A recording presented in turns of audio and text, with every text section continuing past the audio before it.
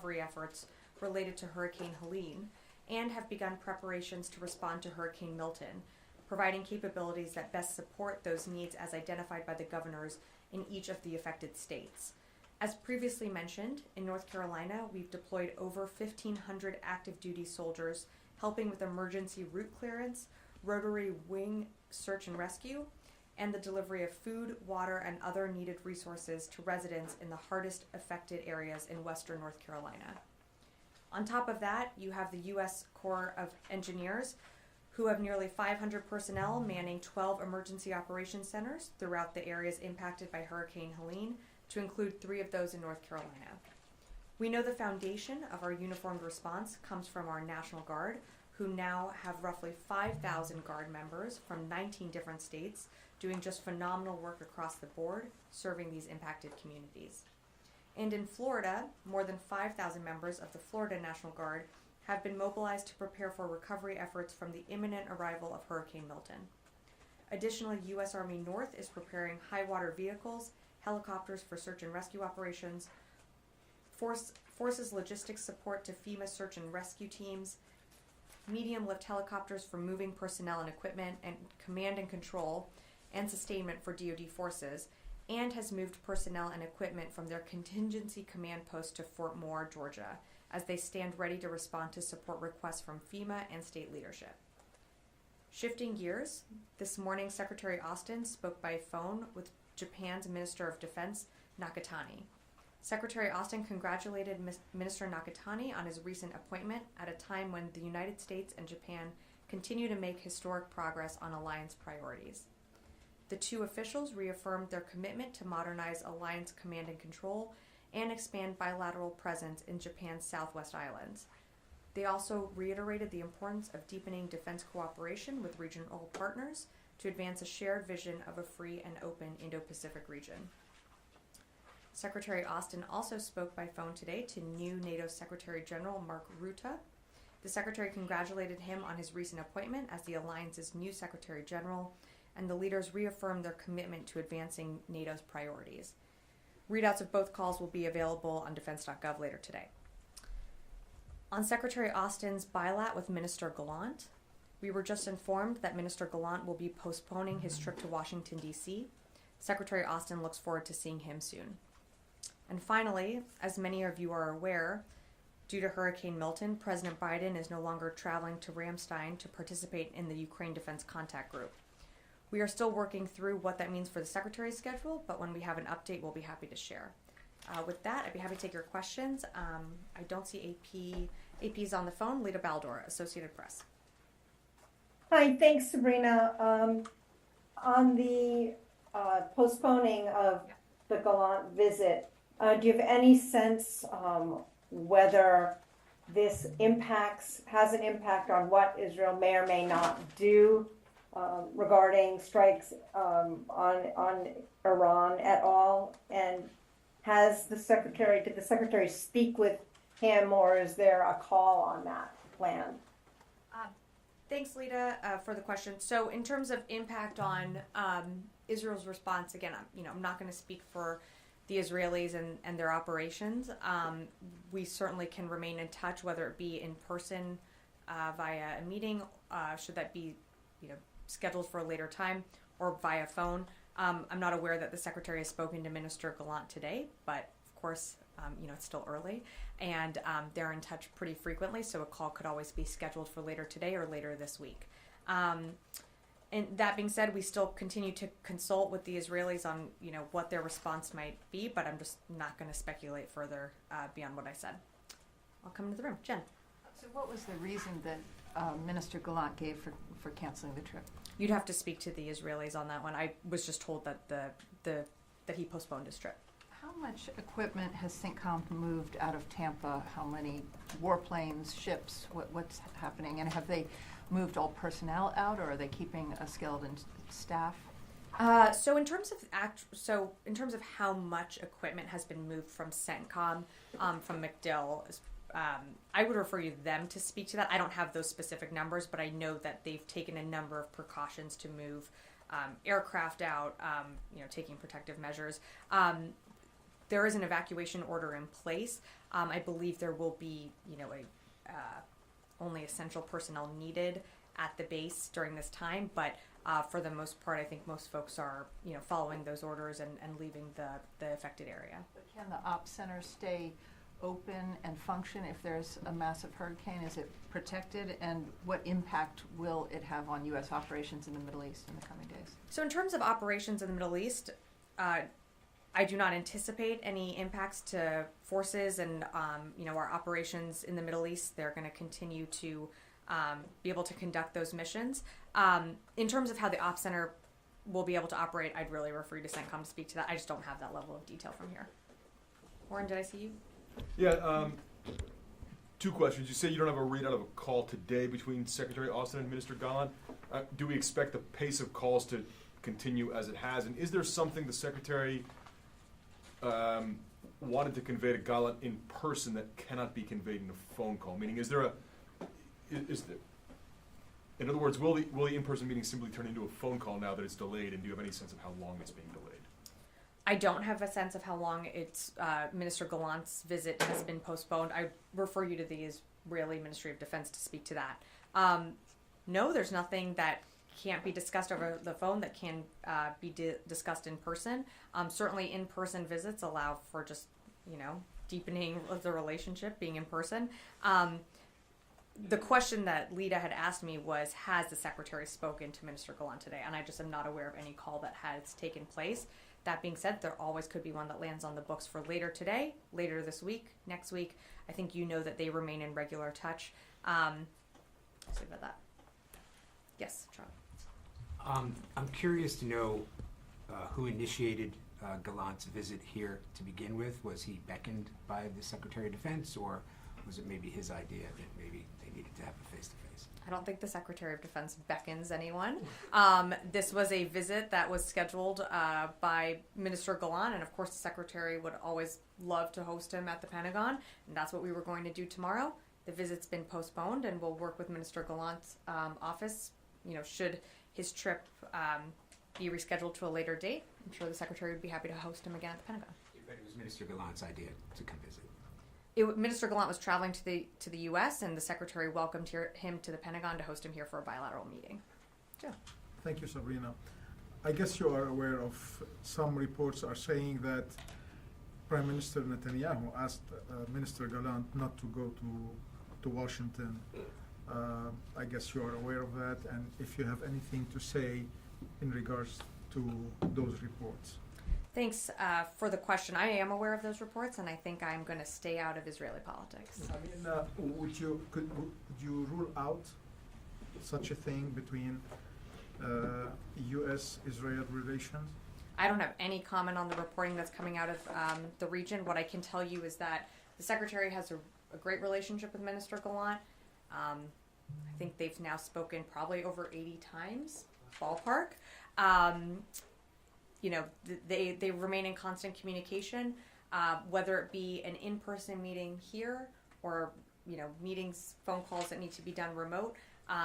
That relationship still maintains and can be done, at any time, any place in the world, including when the Secretary is back on, has been on travel and taken calls, over the Mid-Atlantic. Okay. My last question is, we all know that Secretary Austin was planning to go to Israel, and then he canceled it. And then now Minister Gallant was planning to come to the Pentagon tomorrow, and then it got postponed. Is it fair to say that there are kind of tension between both Secretary Austin and Minister Gallant? No, to the contrary. I mean, I would push back on that. I don't think there's tension. I don't think, you can have frank, you can have direct conversations with your friends. You're not always going to agree on everything, but that doesn't mean that there's tensions. I certainly wouldn't read into anything there. So they're not on the same page. Can you say that? Could you expand on what you mean by they're not on the same page? I mean, in regards to, let's say, in regards to how Israel is going to strike back on Iran. What I will tell you, Joe, is that we are talking to them about their response. I wouldn't read too much into that, other than that's all I'm going to be able to say at this moment. Fadi. So thank you, Sabrina. You said you you're going to stay out of Israeli politics. Yeah. Are Israeli politics getting in the way of your consultation with the Israelis on the potential response to Iran? And I'm asking this question because any response by Israel, whether in Lebanon or Iran, as you said, or Pentagon officials, will have an impact on U.S. forces and U.S. interests in the region. So in terms of the question on the Minister Gallant's visit, I've seen the reporting coming out of the region. I just don't have anything to add to that, and I don't have anything to add additional comments on. In terms of a response from Israel to Iran, it's something that we're, continuing to hear from them, understanding that, they are also thinking through how they're going to respond, but I'm just not going to speculate on what a response might look like. Okay, and a follow-up. At this moment, with the tensions, what's happening in Lebanon, what's happening in Gaza in terms of the renewed Israeli offensive northern part of the Strip, tension between Iran and Israel. Does the Secretary think it is helpful for the Israelis to postpone Gallant's visit? What does that have to do with tensions? Is it helpful to postpone Gallant's visit to the Pentagon? Was he going to discuss all of these topics? And my question is, do you think that will have an impact on the depth of discussions? No, it's not going to have an impact. We have a phone. We've spoken. The Secretary has spoken to Minister Gallant. I think probably more than 80 times. Don't quote me on that. Although I'm saying it from a podium, so I guess you can. But approximately over 80 times he's spoken to Minister Gallant. They have a good relationship with each other, Fadi. They can pick up the phone at any time, at any hour of the night, and speak very candidly to each other, whether that's a meeting that's done in person or a meeting that's done over the phone. It's a conversation, and no matter what, that's something that I think both sides can appreciate. So I don't think that Minister Gallant postponing his trip, I wouldn't read too much into that, other than that it's postponed, is what we've been told, and the Secretary will welcome him to the Pentagon when he's in the United States. If I may ask a question about Gaza, finally. Sure. So the administration position and the Secretary was very clear that you don't want to see permanent expulsion of or occupation of northern Gaza, or pushing the population out of that part of the Strip. However, based on the available information and what local authorities are saying, they're asking 3 hospitals to evacuate: Kamal Adwan, Bandunisi, and Al Auda. These hospitals have been supporting the population in the northern part of Gaza. What is your understanding of what's happening in terms of Israeli operation there? So Fadi, I can't confirm. I appreciate that you're telling me that. I don't have any reporting on that. Don't have anything to, I'm not aware of that.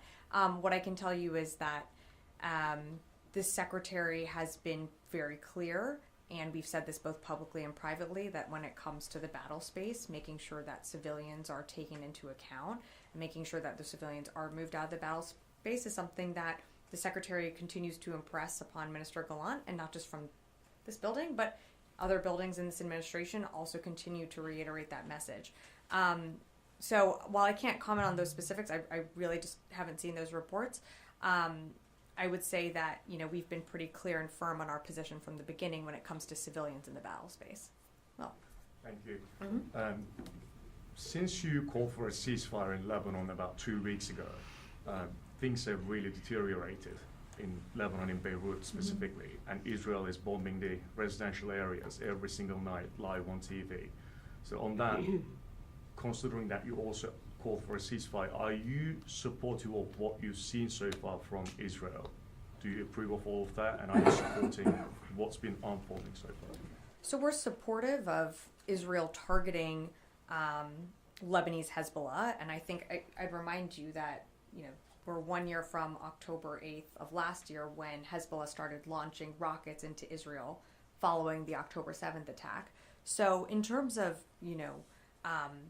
Israel has a right to respond and target Lebanese Hezbollah, but it has to be in a way that, of course, takes into account civilians in the area, and to Fadi's point, minimizes civilian casualties and takes into account that those civilians in the battle space. So that's something that, the Secretary, you can look back at our many readouts that we've put up, but that's something that he's, pretty much brings up in every single call.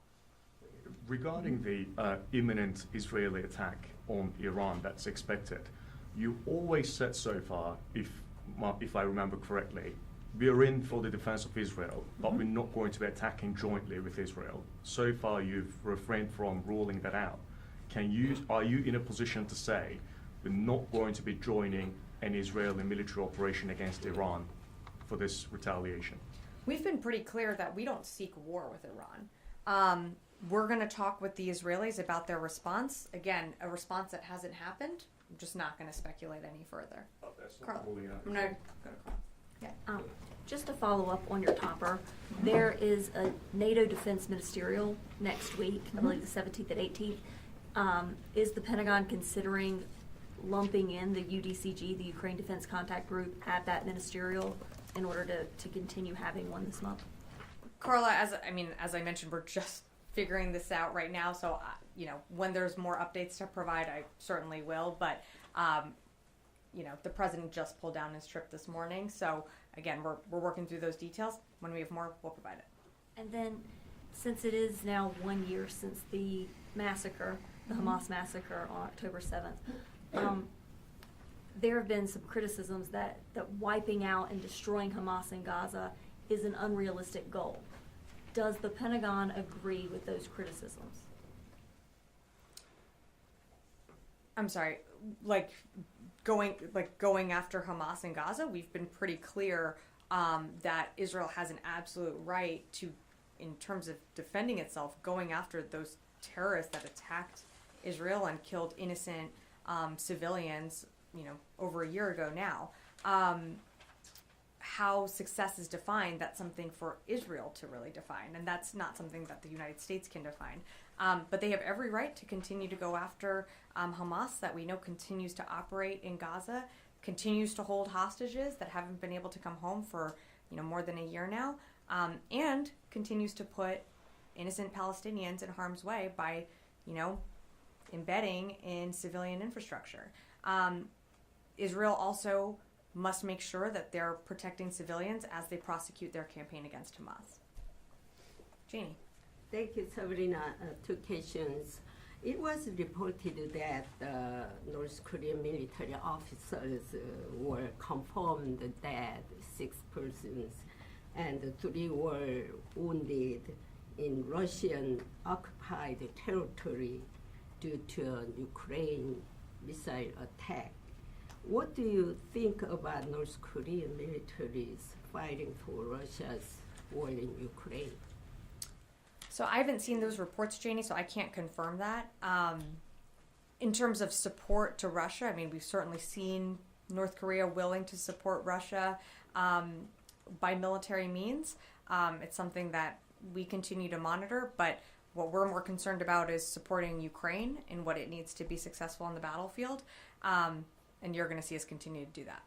Today, South Korea's defense minister said that since North Korea and Russia have established a mutual military cooperation relationship, there is a possibility that additional North Korean troops will be dispatched to Russia. How does the U.S. view this? Yeah, Janie, I don't have anything more to add other than what I said. I'm not aware of these reports that you're citing, so I just really can't offer further comment on it. Yeah. Thank you, Sabrina. There were some reports of explosions in the city of Isfahan in Iran last night.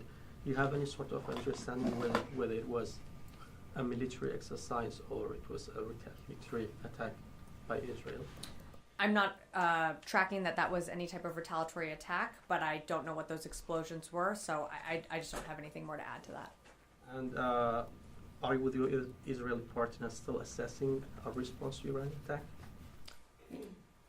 Yes, I think we are still, I have said this pretty clearly from a few folks that have asked in the room, but we're still talking to them about their response. I'm just not going to speculate further on what that might look like. Lastly, nowadays Iranian proxies in Iraq frequently attack Israel.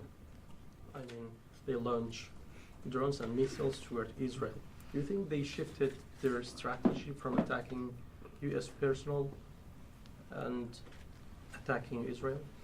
I'm sorry, was the first part of your question on groups in Yeah, Iranian proxies in Iraq and nowadays, Syria? They frequently, launch drones towards Israel. And do you think they changed their strategy to attack Israel rather than U.S. personnel in Iraq? I think we've seen them attack, whether it be U.S. forces or try and launch attacks towards Israel pretty much from the beginning. I can't speak for their strategy. I'm certainly not going to speak on behalf of those groups. But we've seen this type of behavior pretty consistently from the beginning. And what you've also seen us do is continuing to engage and shoot down, whether it be missiles or drones that are launched, whether it be from Iraq or Syria. Our forces have shot those down before and will continue to do so in our self-defense and also in Israel's. Yeah. Yeah, I'll follow up on that. Is there any discussion between this building and the Iraqi government over the Iraqi militia group's involvement into this conflict? We saw the Iraqi Prime Minister send a public message to President Biden, and he was talking about to shielding Iraq from this conflict. So is there any discussion between you and the Iraqi government to rein these groups and to make Iraq stay away from this war? I don't have any conversations to read out from the secretary, but we're certainly always in touch with our Iraqi counterparts.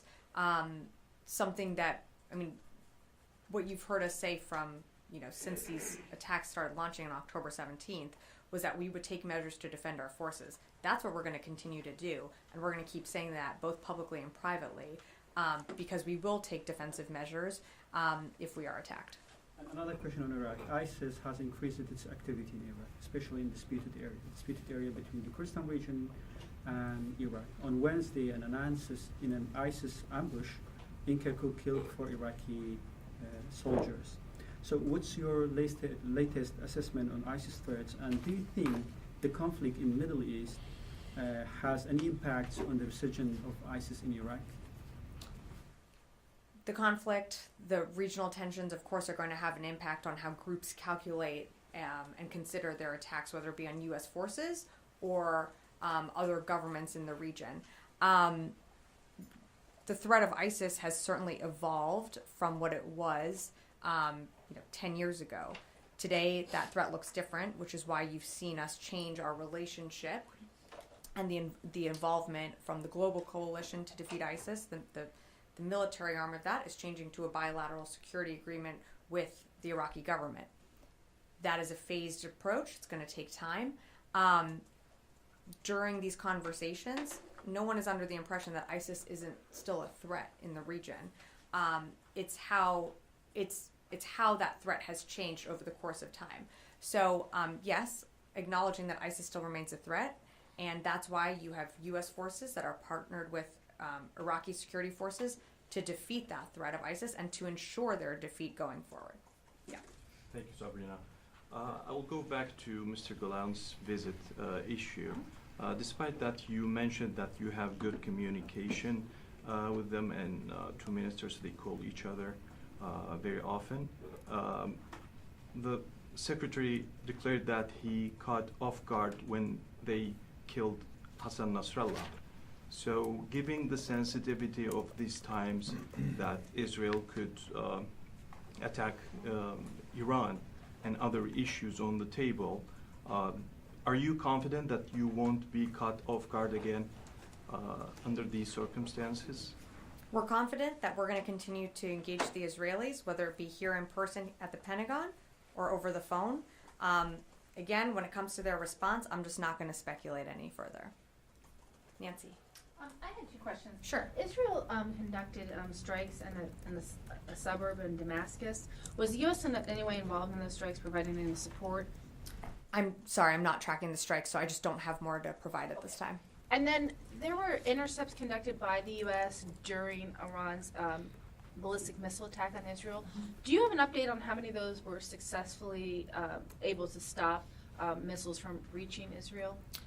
I don't have an assessment yet. I know that was ongoing, and that Central Command was doing their assessment. I think, given also the hurricane, there's some there might be some delays in us getting you some information. I'm happy to follow up with. I'm sure everyone is interested, so I'm happy to follow up on that. But I would, also leave it to CENTCOM to allow them to finish their assessment, and it might just take a little bit more time. Yes. Thank you very much, Ms. Sabrina. Has the U.S. military has had any discussion with Pakistan in case things flare up between Israel and Iran? There's always mill-to-mill communications and conversations that happen. I'm not tracking anything at the secretary's level, though. Okay. This Indian senior journalist claimed that there are about 15,000 Indian contractors in Israel right now. Do you think having more of these contractors would have decreased the number of children and innocent people killed in Gaza if this approach of ground troops was decided in the early days? I just don't have anything to add to that, and I'm not aware of contractors being on the ground or. Having a ground operation since day one in Gaza, do you think that would have decreased the number of innocent being killed or no? By different countries. By Israel having a small military, if they had these contractors, like right now they have about 15,000 of them from India, do you think that would have decreased the number? I just can't speculate on the past, and I'm not aware of, contractors and how that would play into the approach. Again, for Israel's operations and how they're conducting their own operations, whether it be in Gaza or on the border, I'd refer you to Israel to speak to that. Just last question. Just right now, I'm coming from the State Department. My colleague Rita had asked Matt this question that 23 years ago, the U.S. went to Afghanistan because of Al-Qaeda. And today there are reports that Al-Qaeda is again growing in that region. I have raised this question. I've been raising this question for a year now. Pakistan and the Afghanistan and the U.S. Afghanistan and Pakistan foreign offices are now even having tussle with each other. In the midst of all this, is the Pentagon taking this at all serious that Al-Qaeda is growing to a strength where over the horizons operations might not be enough to tackle this challenge? We certainly take it seriously. We remain incredible capability in the region, which, as you mentioned, include over the horizon capabilities. Don't have more to add. Jared, did you have something? Yes, I want to clarify something at the top. You mentioned the DoD was just informed of the defense minister's postponed visit.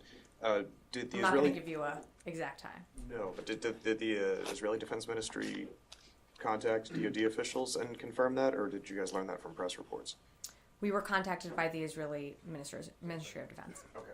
And then I just wanted to ask, so the department, do you expect to be informed ahead of the, you mentioned the conversations will continue. Do you expect to be informed of the nature and the timing of the strike or the retaliation against Iran before that occurs?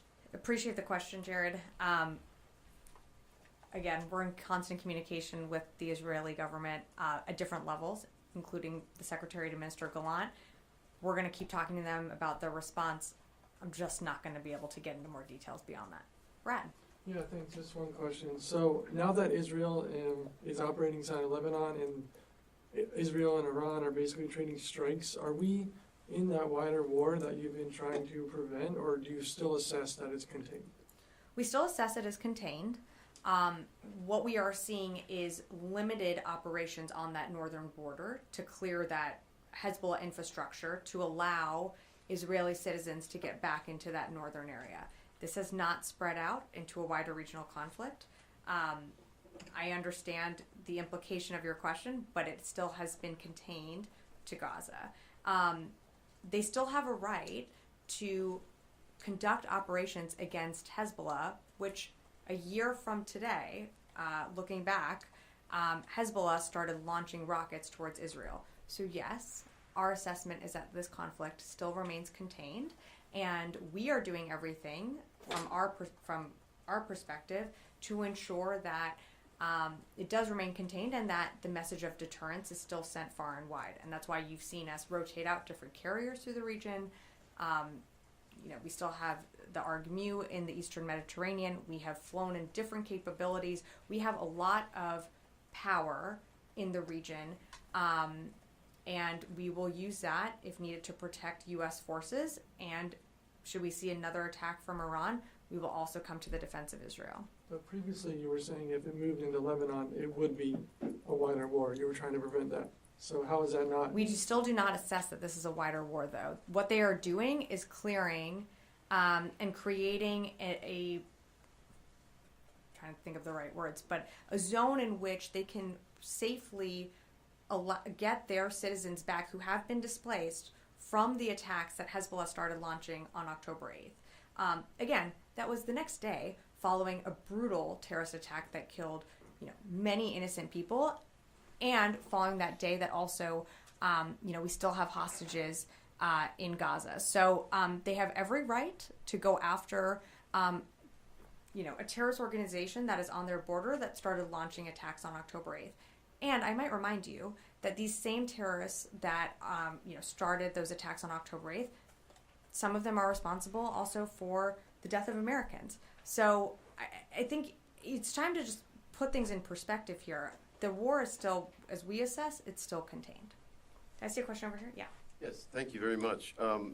You may have seen published reports that Israel has now several dozen military vehicles and an unknown number of troops adjacent to or surrounding the UNIFIL, United Nations peacekeeping force in southern Lebanon. What is the Pentagon's view of this apparently intimidating behavior by the Israelis, and has the Pentagon warned the Israelis to keep their to not attack that base with its approximately 300 Irish soldiers? I haven't seen those reports, so I'm sorry. You're reading it to me as I'm up here. So I'm not aware of this. What I can tell you is what I can tell you is what I know, in that they are conducting operations along that northern border that has infrastructure that Hezbollah uses. I'm going to let you reach out to the Israeli government to speak on behalf of their own operations. I can just give you a very top-level assessment of what they have told us. Yes, in the back. Are you tracking any reports by Hezbollah that credible threats that they would attack deeper into Israel? And if so, is there any reaction or thinking about that? So I'm not going to speak to intelligence assessments, but we have seen them launch, attacks previously from within Lebanon that, could be assessed to reach deeper into Israel, that have been, intercepted by Israeli air defenses. But I just don't have a wider assessment for you. Did I see one more here? Yes, I wanted to follow on from Jen's question. So Sure. The Command Center for America's, might be argued, most dynamic region, CENTCOM, MacDill, it's been shut down, disrupted, at least moved 6,000 personnel or more. Is there a sort of dedicated fallback facility for those instances? I know it was shut down for Helene as well, or Helene. And then secondly, can MacDill itself, does it have the defenses to withstand a storm of this magnitude?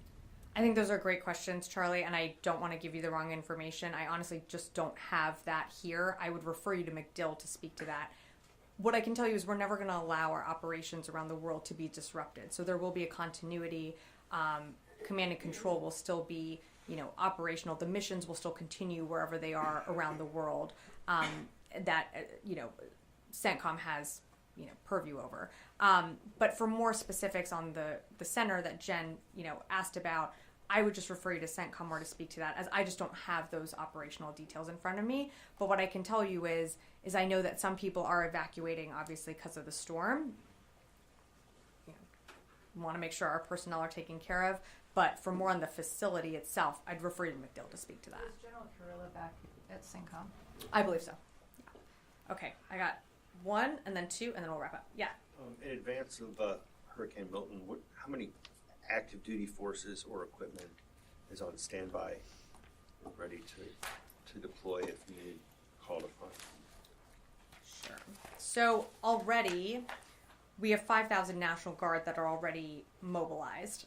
In terms of Hurricane Milton, there's already been preparatory action that's been taken that I sort of read out at the top, but we have pre-positioned helicopters for search and rescue operations.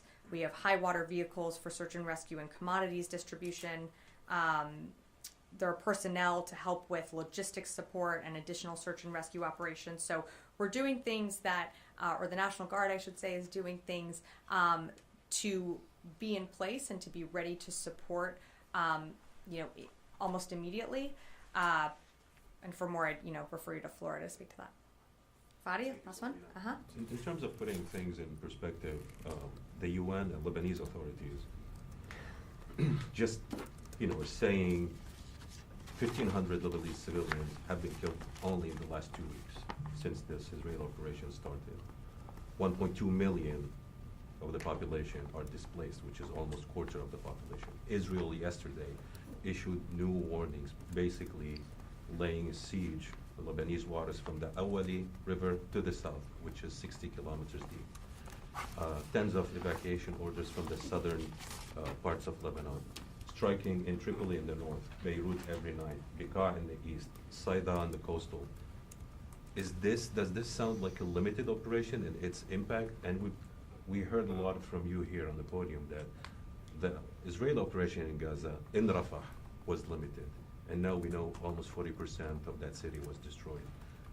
How is that operation, from your perspective, and Lebanon is limited, if the impact is so devastating on the country?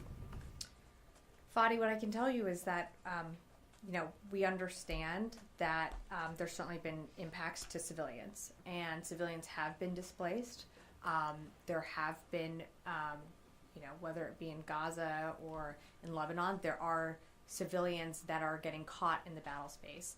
And that is something that we have continuously urged the Israelis when they are conducting their operations. They have to take into account civilians.